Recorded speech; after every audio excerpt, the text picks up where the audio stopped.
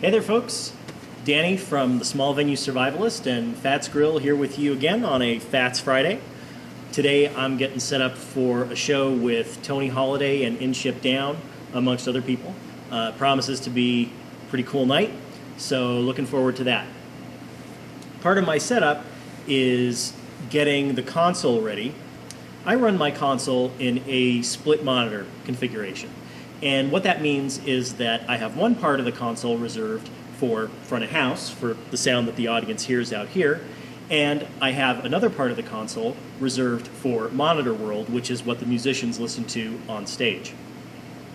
Now, I'm a big fan of running my console this way, but as a cautionary note, this is sort of an advanced application, and so if you're brand new to the world of live sound, you might not want to try this on an actual show right away. You might want to do some experimentation beforehand.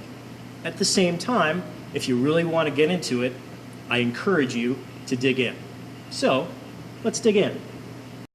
Most folks running monitors from front of house are in a situation like this. There's a pre-fader monitor send, which is independent of the actual fader connected to the main system. The independence between the two level controls is important. In most cases, you want to be able to make changes with the faders without directly affecting the monitor mixes.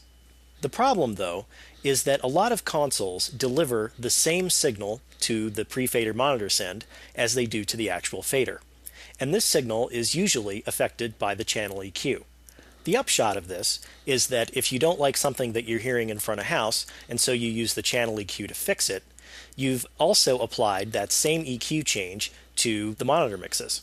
If that tonality isn't what the performers want to hear, there are basically two choices. You either go back to the tonality in front of house that you don't want to hear, or they're stuck.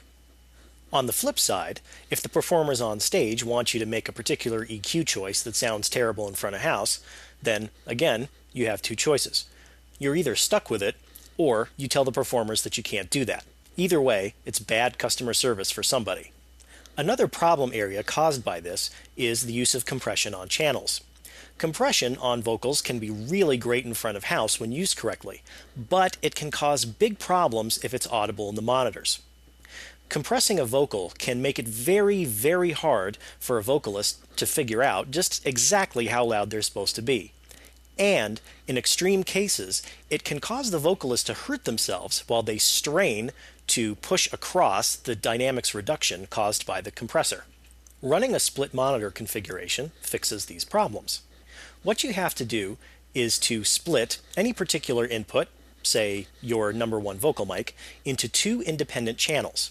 One of those channels will be connected to the monitors only, and the other channel will be connected only to the front of house PA. The two signal paths, post the split, are completely independent, and this is great, because if you need to do something wild and woolly in front of house, or totally crazy in the monitor mixes, you don't directly affect the other channel. Of course, the indirect effect of the monitors being audible to the front of house audience, and vice versa, is in play. Still, this is usually pretty manageable. A split monitor configuration lets you be much more flexible in giving everybody the show that they want to hear. It's definitely more to manage, and it can be a little bit more challenging to set up, but it has a big payoff if you're willing to do it. Well, folks, that's all for today.